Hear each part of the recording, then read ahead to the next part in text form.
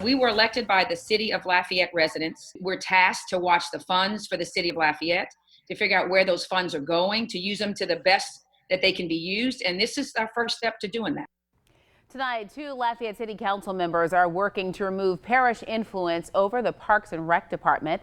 City Councilwomen Annette Cook and Liz Hebert want the city to pull funding for parks and rec facilities outside Lafayette city limits. This comes after several tumultuous weeks for the Parks and Rec Department. On July 17th, Mayor President Josh Guillory announced his proposal to close 4 Northside rec centers and cut 37 Parks and Rec jobs to fill gaps in the upcoming budget.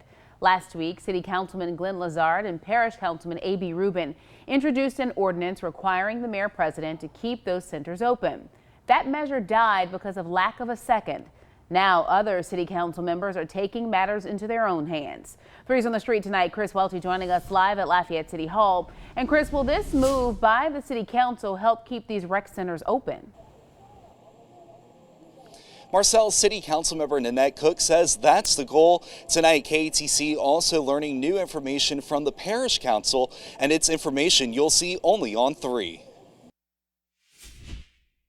I think people are going, oh my gosh, y'all kicking them to the curb, y'all throwing them out there, y'all leaving them high dry. And honestly, we've looked at it, we've talked about it. That's not our intention. Our intention is simply to use our city dollars for what should be spent within the city limits. Lafayette City Councilmember Annette Cook says the ordinance goal is simple: to allow the city council to make its own decision about city centers funded with city money. She believes if this ordinance is adopted, the 4 rec centers will stay open and employees will keep their jobs. And I think part of the fact that we're spending some dollars to fund parish parks and the city dollars are not able to keep our city parks open, that's just not right. Although the city is looking for more autonomy when it comes to the Parks and Rec budget, the Parish Council is looking to help out. Parish Council Chairman Kevin Nakan says though there is a perception that the city and parish councils are not working together, he says they are. I definitely understand where they're coming from.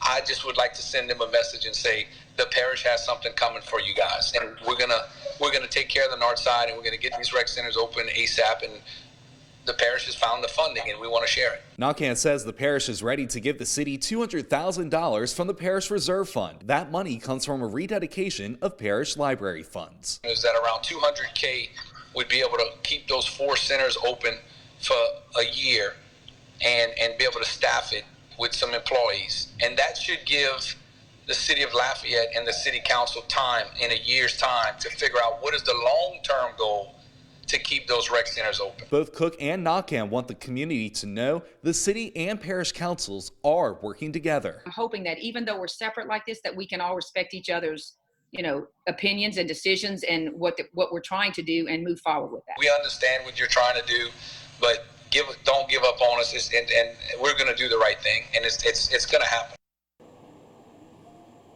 It's worth noting that Nakan hopes parish parks will eventually become self-sufficient and not rely on any city funding.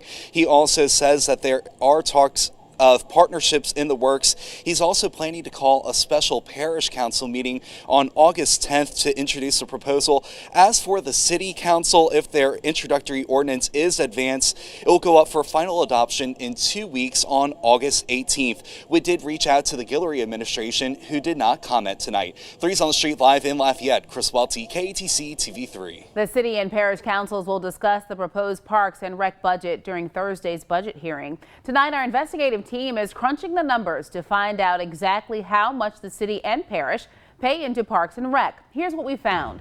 Last year, the Parks and Rec budget was $7 million. The city contributed $6.2 million to that budget through a property tax and the city's general fund.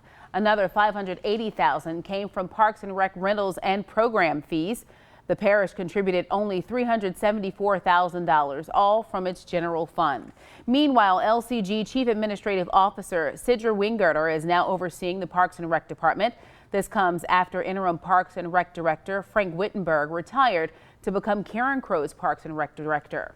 According to LCG spokesperson, Winggerter is not receiving any additional money for her new duties. Happening